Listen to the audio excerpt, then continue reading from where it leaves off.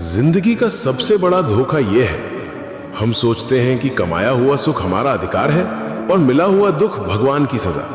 पर सच्चाई उल्टी है। दुख वहीं भेजा जाता है जहां उठने की क्षमता हो, और भगवान वहीं ठहरते हैं जहां आत्मा हार मानने लगे। आज जो ये कहानी सुन रहा है, शायद तुम्हारे अंदर भी एक टूटा हुआ हिस्सा होगा। तो ध्यान से सुनो। ये कहानी किसी एक लड़के की नहीं, ये हर उस आत्मा की है जिसे समय ने कड़ा बनाया है।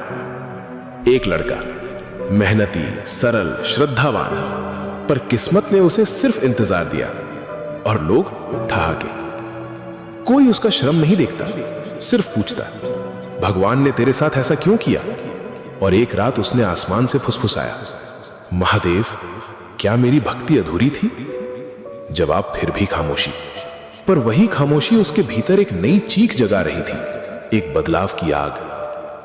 वो टूट कर गिरा, पर टूटना उसकी पराजय नहीं थी, ये उसके अहंकार की मृत्यु थी।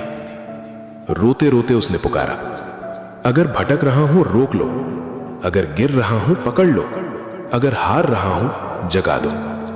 और पहली लकीर यहीं बदली।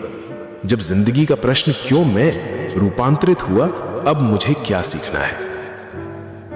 ध्यान की उस रात उसे शब्द नहीं मिले, पर एहसास मिला, साधक, मैं तेरी राह बदलने नहीं आया, तू जिस रास्ते पर है उसी को पवित्र बनाने आया हूं।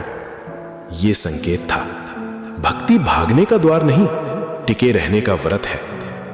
वो लड़का उठा, पर अब उसकी दृष्टि बदल चुकी थी। दुनिया जख्म दिखाती रही और वो अपने घावों में दीक्षा खोजने लगा।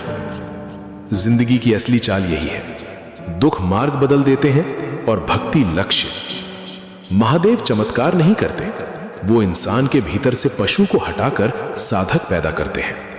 जो राह टूटकर छूटी थी, वहीं से अब साधना का प्रथम चरण शुरू होता है।